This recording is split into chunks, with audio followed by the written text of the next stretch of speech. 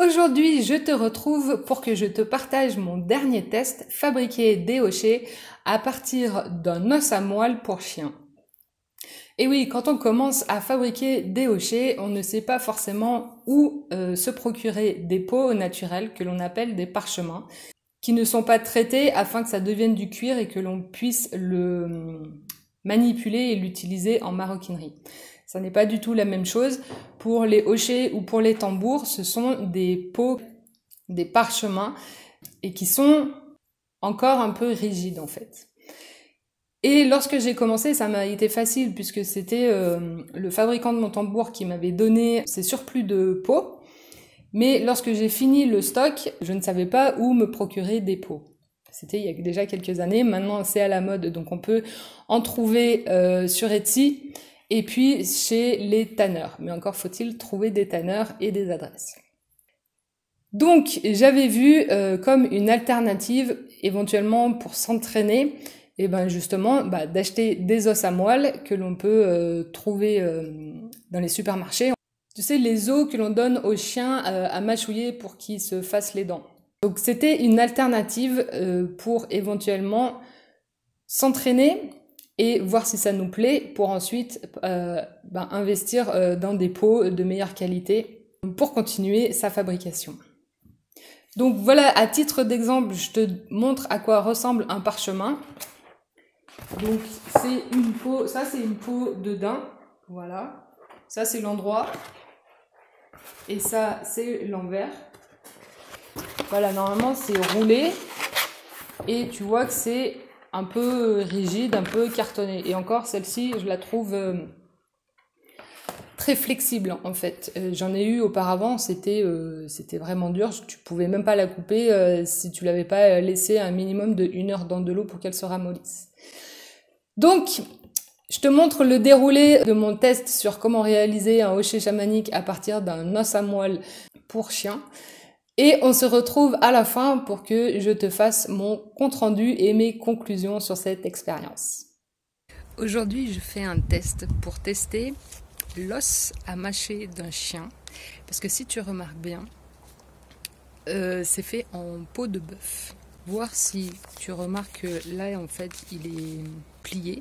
Donc c'est pas un vrai os en fait. Donc je vais tester et voir si je peux faire des hochets avec.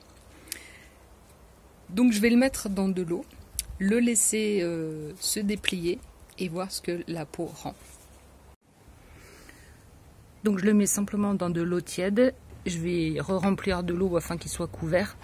Et je vais voir s'il se ramollit et si j'arrive à le déplier, voir comment ça se présente à l'intérieur. Voilà à quoi ressemble l'os à mâcher une fois trempé. Tout se délite, ça se décompose pas, mais voilà, t'as plein de petits bouts différents. Et franchement, ça sent pas trop la rose, quoi.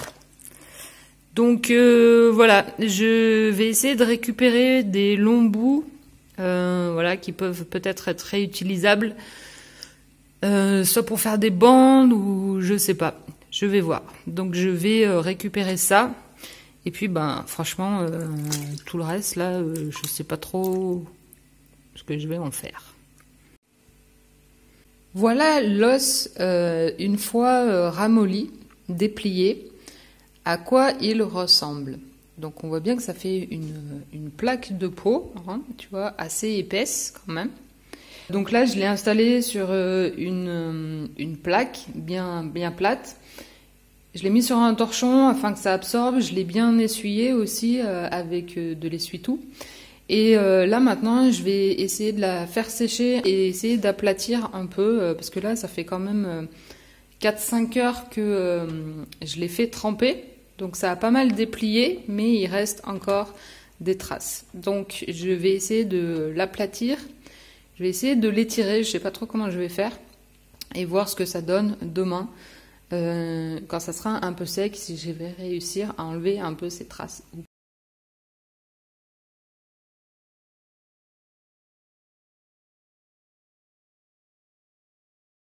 Le lendemain, j'ai tracé des cercles pour constituer la tête des hochets, puis j'ai découpé les têtes des hochets et percé des trous tout du long.